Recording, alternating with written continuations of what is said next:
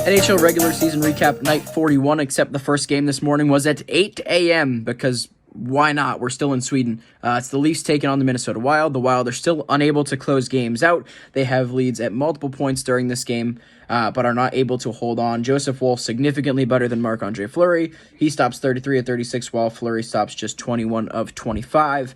William Nylander extends his scoring streak. He's now got 12 goals on the season. Goals for the Leafs as well from Riley, Nyes, and Austin Matthews. For Minnesota, it's John Merrill, Jacob Middleton, and Matt Zuccarello who gets their 3 goals, but again, not enough to get the W. It's a 4-3 overtime win in favor of the Leafs, who wrap up their Sweden trip 2-0. The Blue Jackets taking on the Philadelphia Flyers, and the Flyers maintain their winning ways while the Blue Jackets once again continue to struggle. Goals for the Flyers from Farabee, Brink, Paling, Konechny, and Cam York. For the Blue Jackets, just Alex Texier and Boone Jenner. Spencer Martin struggled a bit in this one, stopping just 21 of 25. Samuel Ersson gets the start for the Flyers. He stops 20 of 22, and a pretty impressive win for him. The Vegas Golden Knights visiting Pittsburgh, and this ends up being a massive win for the Penguins. A 3-0 final, goals from Graves, Achari, and Evgeny Malkin at the empty netter. Alex Nedeljkovic gets the start in this one, and he stops 38 of 38. The Penguins goaltenders just love picking up shutouts.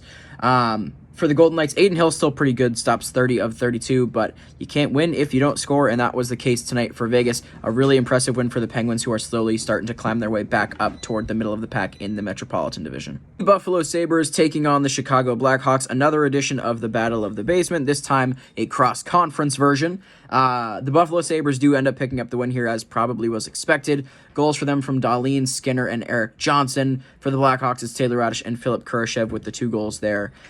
UPL was pretty good in this one. He continues to show that he's probably deserving of the starting role in Buffalo for the time being. Stops 24 of 26, while Mrazek stopping just 17 of 20, the first time in a while, it seems, that he's not the busier of the 2 goalies in a game. Nonetheless, a huge win for the Sabres, who have been struggling to find some consistency to this point in the season. We'll see if they can get it rolling with this first win. The final game of the night, the St. Louis Blues taking on the Anaheim Ducks, and the Ducks are not able to pick back up on their winning ways in this one. The Blues, meanwhile, rebounding from a pretty ugly game against LA last night. Joel Hofer gets the win in this one, stopping 30 of 31, while John Gibson's also pretty good, stopping 28 of 21. Goals for the Blues from Neighbors, Buchnevich, and Torpchenko, while Mason McTavish is the lone goal scorer for the Ducks. Really a pretty even game. John Gibson continues to be pretty impressive throughout this year. I don't know whether it's motivation for him to get traded or if he's just found himself again. Either way, that's good news for the Ducks. He's keeping them in a lot of games, and they are currently 4th in the Pacific, despite a 9-9 record. Meanwhile, the Blues improve to 9-7-1, good for 5th in the Central.